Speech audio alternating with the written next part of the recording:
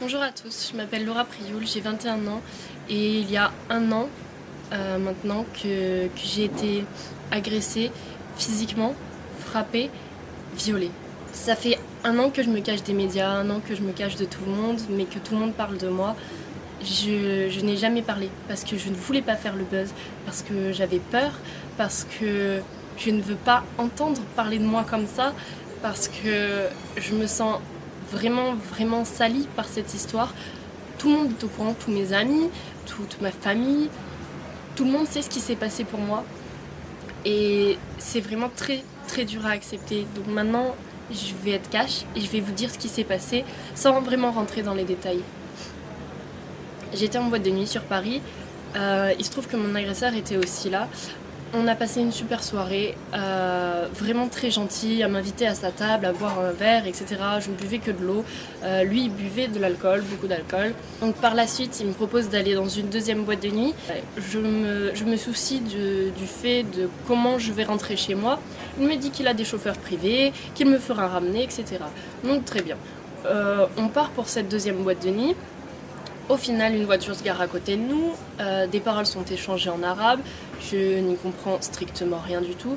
Je demande à mon agresseur ce qui se passe et il m'explique qu'on va finir en fait la soirée dans un hôtel, dans l'hôtel de son ami, parce que la boîte de nuit n'est pas très bien. Soit. Étant déjà dans le taxi, envie de continuer à m'amuser avec cette personne, envie de découvrir vraiment qui c'est, etc. J'accepte le fait d'aller dans cet hôtel. Donc on arrive à l'hôtel, nous sommes 4 personnes, une fille, un homme, mon agresseur et moi. Donc dans cet hôtel, nous continuons à faire la fête, à s'amuser, à rigoler, à regarder des vidéos. On a dû quitter la chambre d'hôtel en fait parce qu'on faisait du bruit et il nous a dit oui, dans ma chambre d'hôtel on peut y aller, on peut faire du bruit, j'ai tout l'étage, personne nous entendra, alors on peut continuer là-bas. Donc très bien, on décide de tous aller là-bas. Donc je demande à la fille si elle vient et au mec, ils me disent que oui, qu'ils doivent parler avant, qu'ils vont arriver, qu'ils prendront un autre taxi. Donc nous on descend, on prend un premier taxi, on va à l'hôtel, persuadés que les personnes allaient nous rejoindre à l'hôtel pour continuer cette fête, on va dire. J'y vais sereinement. Donc une fois dans la chambre, on met de la musique. On continue à danser, à faire la fête et on était proches et à un moment on s'est tous les deux embrassés en fait et il a voulu me rembrasser et j'ai tourné la tête et ça lui a pas plu. Je me suis fait frapper d'un coup et je n'ai pas vraiment compris ce qui se passait sur le moment parce que dans ma tête tout était beau et tout se passait bien. J'ai voulu me défendre et cette personne m'a refrappée. Je n'arrivais rien à faire, rien du tout. Il était vraiment trop fort pour moi, sur moi, à me frapper et cette personne a fini par me violer. Donc après m'avoir frappée et violée, je me suis enfermée dans la salle de bain. Il fallait que je retourne dans la chambre parce qu'il y avait mon téléphone, je devais prévenir quelqu'un, je devais appeler quelqu'un, il me fallait de l'aide, je ne pouvais rien faire et je suis rentrée dans la chambre. Il se trouve qu'il était normal, il me demandait mais pourquoi tu pleures, pourquoi tu t'es blessée, qu'est-ce que tu as fait, est-ce que tu veux de la glace? Il a appelé pour qu'on m'emmène de la glace, vraiment très bizarre. Une autre personne complètement. Et du coup, je prenais mes affaires doucement, j'essayais de me rhabiller doucement pour pas réveiller la bête en lui, on peut dire. Et après avoir pris mes affaires, je lui ai regardé dans les yeux et je lui ai dit mais tu es un monstre parce que je devais le dire et c'était vraiment très bizarre comme action, on peut dire. Et après lui avoir dit que c'était un monstre, il m'a poussé violemment sur le lit et a arraché mon vêtement qui était vraiment tout arraché. J'étais vraiment sans t-shirt. Il a essayé de me revioler en me touchant, étant couché sur moi, sauf que j'ai saisi sa gorge pour le stopper en fait. Je l'ai étranglé et il en a fait de même, il m'a étranglé aussi, mais il serrait tellement fort que je n'arrivais vraiment plus à respirer. Et honnêtement, je vais vous dire, j'ai eu vraiment très peur pour ma vie, j'ai eu vraiment peur de finir comme ça parce que je ne pouvais plus respirer. Je voyais noir, des étoiles, je venais de recevoir je ne sais combien de coups et je venais de me faire violer. Je me suis dit que c'était fini pour moi. Sauf que j'ai réussi à basculer mon agresseur du lit en l'étranglant et en le poussant, et j'ai réussi à m'enfuir de la chambre en courant. Il y a une personne qui m'a aidée dehors. Après, je me suis enfermée avec une femme de ménage dans une chambre qui m'a aidée. Les secours sont venus, la direction de l'hôtel est venue me donner des vêtements, la police est venue. Lui était enfermé dans la chambre, ils l'ont embarqué au poste de police, on m'a embarqué au poste de police, on nous a embarqués au même dans 2 voitures séparées pour pas qu'on se recroise, etc.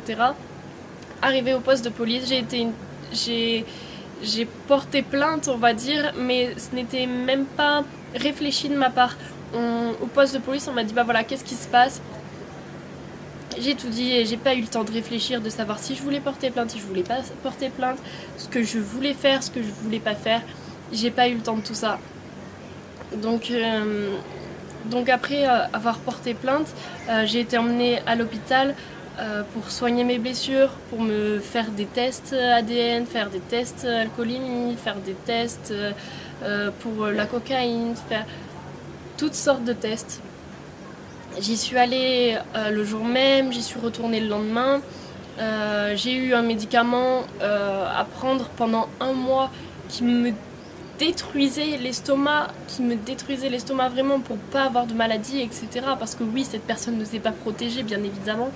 Quand j'étais chez moi, je me pliais de douleur tellement ce cachet me faisait mal. Et c'était dur. Je n'arrivais pas à le dire à ma mère parce que c'est trop dur de dire quelque chose de tel à sa mère. La mère qui a toujours voulu me protéger, qui a toujours voulu me mettre en garde, qui a toujours été là pour moi. Le fait de lui dire « Maman, j'ai été frappée, j'ai été violée », c'est juste pas possible pour moi. Je lui ai jamais dit ce qui s'était vraiment passé. Elle a lu toutes mes plaintes, elle sait vraiment tout ce qui se passe dans tous les détails, mais de moi-même, j'y arrive pas. C'est comme ça, c'est trop dur. Donc, quelques jours après être rentrée chez moi, un blogueur a partagé mon nom dans les médias. Et là,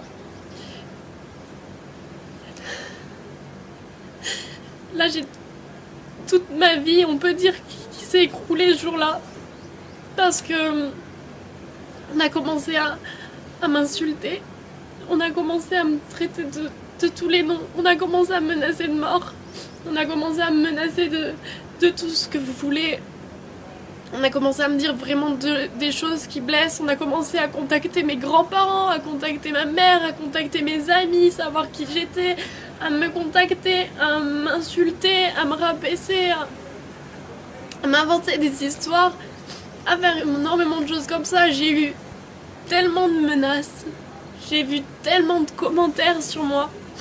Je ne voyais aucun commentaire positif me concernant.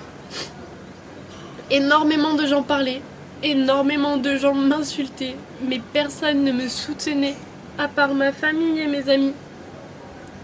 Sur internet, je voyais que du noir. Les gens ont commencé à m'appeler, oui, j'ai vu qu'il s'était passé ça, qu'est-ce qui se passe, etc. Je me suis coupée de tout le monde parce que j'y arrivais pas, c'était trop dur que les gens puissent savoir ça sur moi. J'ai changé de numéro de téléphone, j'ai supprimé tous mes réseaux sociaux. Je me suis coupée vraiment de tout le monde, je n'avais même pas le droit d'habiter chez ma mère pour ma sécurité. Donc c'était encore plus dur parce que j'avais vraiment besoin d'elle. Elle était là bien sûr, mais j'avais pas le droit d'habiter avec elle. C'était horrible pour moi. C'est comme ça. Dans les médias, j'ai pu voir que j'avais refusé la confrontation, alors que non. La police m'a bien expliqué que je pouvais faire la confrontation maintenant devant eux, ou que je pouvais la faire plus tard devant le juge, avec un avocat, après avoir réfléchi, etc. Sachant que je venais de me faire agresser par cette personne, la dernière chose dont j'avais envie, c'était de le recroiser, de le voir ou de l'entendre même, ou quoi que ce soit. Donc j'ai dit que j'étais pas prête et que je voudrais le faire plus tard. Donc voilà, donc je n'ai jamais refusé de confrontation, je l'ai fait plus tard.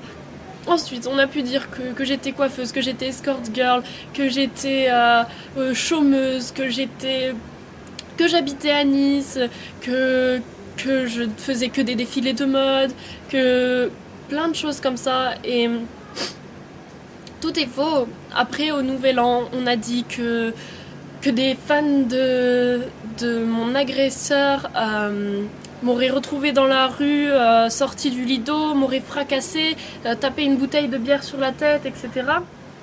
Alors que je ne suis même pas sortie pour le Nouvel An. J'étais chez moi, dans mon appartement, je n'étais même pas sur Paris, je n'étais même pas dans la ville où les faits se seraient passés. Après, qu'est-ce qu'on a pu dire sur moi? On a pu dire que Laura Prioul a été prise la main dans le sac, elle serait dealeuse de drogue, elle devrait passer devant le tribunal, etc. J'avais une grande possession de drogue, etc. À ce moment-là, j'étais en train de travailler, j'étais pas du tout sur Paris. Je ne savais même pas ce qui se passait. On m'a appelé en me disant ah bon, tu vends de la drogue et tout, qu'est-ce que c'est que cette histoire et tout. Non, je ne sais même pas ce qui se passe. Les gens sont au courant avant moi de ce qui se passe. Tout le monde se permet de me raconter une vie en fait, que je n'ai jamais parlé. Donc tous les Facebook, Instagram, Snapchat, Twitter, blog qui portent mon nom, ce n'est pas moi. Je n'ai jamais écrit, je n'ai jamais ouvert ma bouche, je n'ai jamais rien fait de tel.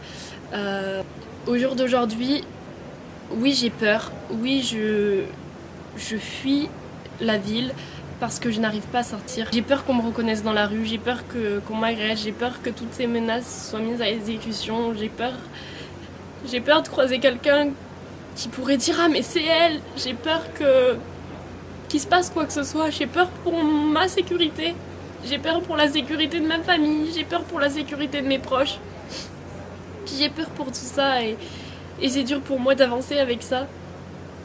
Écoutez-moi bien, je n'accepterai jamais d'argent pour enlever ma plainte parce que je veux que cette personne finisse derrière les barreaux parce que c'est trop dur, vraiment.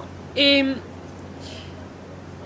j'ai pu savoir dans les médias que je n'étais pas la seule victime de cette personne, de cet agresseur. Je sais qu'il y a d'autres filles qui ont été victimes de cette personne. Des médias en parlent, etc. Et j'essaye de me battre pour moi, mais j'essaye de me battre aussi pour ces autres personnes. Mais c'est dur, sachez-le, et j'ai besoin de soutien. Et je suis là aussi pour soutenir ces autres victimes. S'il vous plaît, sortez. Sortez du silence et allez porter plainte ou je ne sais pas, mais aidez-moi, j'ai besoin d'aide, je suis toute seule contre cette personne.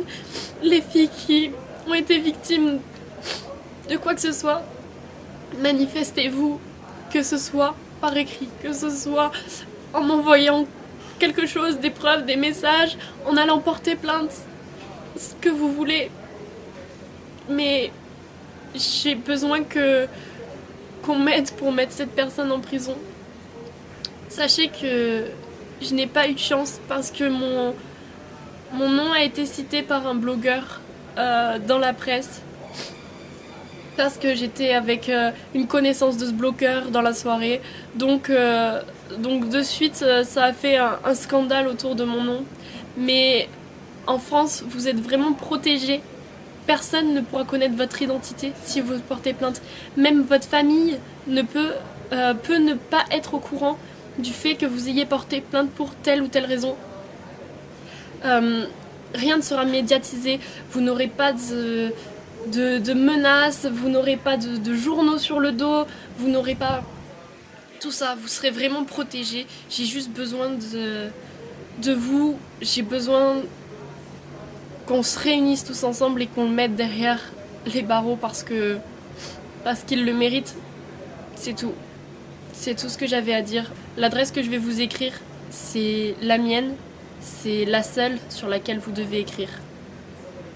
Voilà, maintenant, j'ai dit ce que j'avais à dire et au fond de moi, je me sens plus soulagée. Les gens ne vont pas avoir qu'une seule version des choses. Voilà.